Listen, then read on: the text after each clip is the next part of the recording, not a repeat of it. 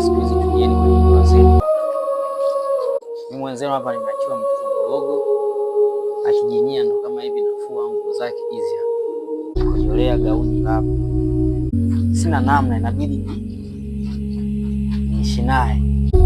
Unajua baadaye anaweza akawa msaada gani kwenye maisha yangu, na mimi siwezi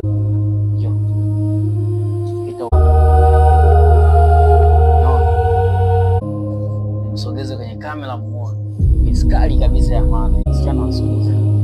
Napenda shortcut. Maana naye natakuwa tu. Mungu atanijalia. Sasa hivi nimeachwa mimi kama single mother. Wakati mimi ni mwanaume nilikuwa single mother. Na naomba mnisupport hata kwenye akaunti zangu ili kusudi wanawake wengine wajifunze. Wasitake kuishi maisha ya shortcut. Kuna wanaume wenye roho kama yangu ambao unaweza akavumilia kaishi na mtoto wa kike kama hivi. Mimi sasa kana kinya. Akinya nafua, maisha yanaendelea. Asanteni sana. Mungu awabariki.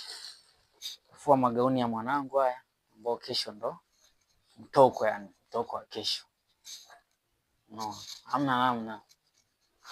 Asanteni sana jamani. Tulieni kwenye ndoa watoto wa kike siku hizi.